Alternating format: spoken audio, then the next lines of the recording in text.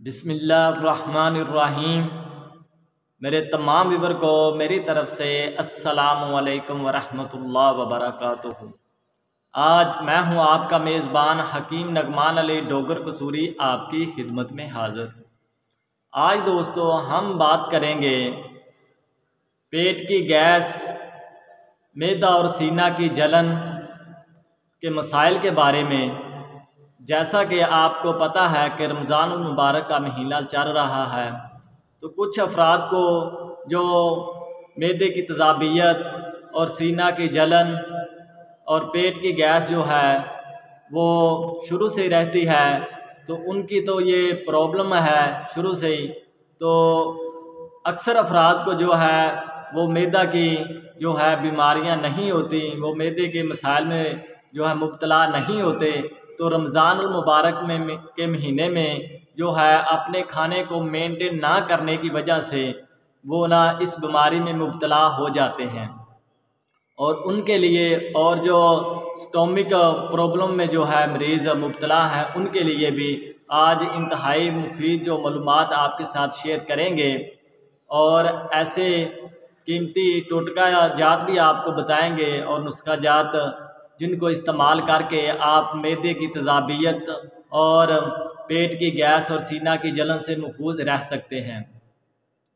तो दोस्तों सहरी के वक्त अक्सर अफराद क्या करते हैं कि वो खाना जो है बहुत ज़्यादा खा लेते हैं कि हमने रोज़ा रखना है तो ताकि हमें भूख ना लगे, तो वो इतनी ज़्यादा जो है मिकदार में खाना खा लेते हैं जितनी उन्हें ज़रूरत उनको होती है, उससे डबल खाना खा लेते हैं, जिसका नतीजा ये निकलता है कि उन्हें बाद में जो है वो नमाज़ पढ़ने के बाद फ़ौरन सो जाते हैं। जब सोकर उठते हैं तो उसके बाद उन्हें खट्टे डकार आते हैं और मुंह में पानी आता है, और इसके अलावा उनको सीने में जलन होती है और पेट में बहुत ज़्यादा गैस बन जाती है।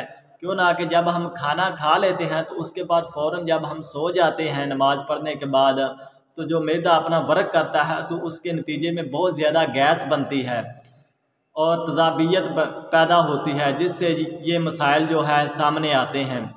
तो उससे जो है बजाय रोज़ा बेहतर गुजारने के लिए हम जो खुराक ज़्यादा से ज़्यादा इस्तेमाल करते हैं, उल्टा उसका नुकसान होता है कि हमें जो है मैदे की तेजाबियत से जो है दो चार होना पड़ता है, और उसके अलावा जो है पेट की गैस जो है वो इतनी ज़्यादा बन जाती है कि बार बार गैस खारिज होती है, जिससे वज़ू भी जो है बरकरार नहीं रहता। तो ये सब मसाइल जो है बहुत ज़्यादा खाना खा लेने की वजह से, और जो है उन खानों को इस्तेमाल करना जिनमें कार्बोहाइड्रेट ज़्यादा होती है, जैसे चाय का इस्तेमाल ज़्यादा सहरी के वक्त कर लेना, चाय इस्तेमाल जो करते हैं, और उसके अलावा सिगरेट जो इस्तेमाल करते हैं पीते हैं जो अफराद, और इसके अलावा पराठे वगैरह जो इस्तेमाल करते हैं, उन दोस्तों को जो मैदे की तेजाबियत और सीने की जलन के जो मसाइल हैं वो रहते हैं, और इसके अलावा उनको गैस का जो है पेट की गैस का जो है बड़ा मसला रहता है।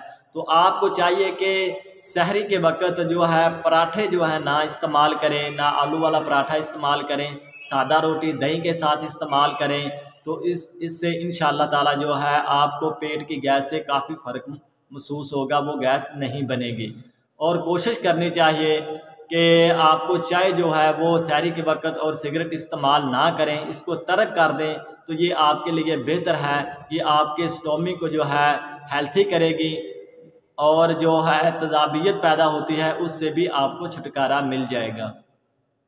और दही के साथ इस्तेमाल करें रोटी खाएं, और इसके अलावा जो है आप लस्सी का इस्तेमाल करें और छिलका इसबगोल का इस्तेमाल करें। जिन चीज़ों में फ़ाइबर पाया जाता है वो इस्तेमाल करनी चाहिए हमें सहरी के वक्त भी, अफ्तारी के वक्त भी। जैसे कि अफ्तारी के वक्त हमें छिलका इसबगोल जो है उसका और तहम बलंगू का इस्तेमाल करना चाहिए शरबत में डालकर, ताकि वो हमारे जिस्म में जो तेजाबियत पैदा होती है उसको कम करता है। और अफ्तारी के वक्त जो कार्बोहाइड्रेट जिन चीज़ों में पाया जाता है, जिन खुराकों में पाया जाता है, मिसाल के तौर पर समोसे पकौड़े हो गए, और इसके अलावा तली हुई जितनी भी चीज़ें हैं, रोल वगैरह हो गए, कबाब वगैरह हो गए, इनको जो है अफ्तारी के वक्त इस्तेमाल नहीं करना चाहिए। क्यों ना कि जब ये हम इस्तेमाल करते हैं तो इनमें कार्बोहाइड्रेट की मिकदार बहुत ज़्यादा होती है, जिससे हमारे जिस्म में जो है तेजाबियत, गैस और सीना की जलन के मसाइल जो हैं वो रूनमा होते हैं।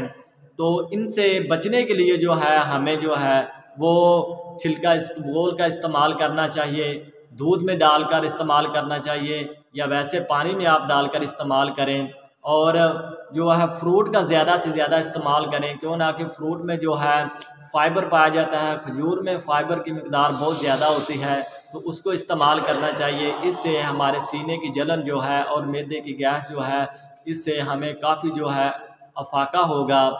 और पानी का जो है सहरी के वक्त इस्तेमाल ज़्यादा से ज़्यादा और इफ्तारी के वक्त जो है पानी का ज़्यादा से ज़्यादा इस्तेमाल करना चाहिए। और खाने को भूख रख के इस्तेमाल करना चाहिए, खाना चाहिए।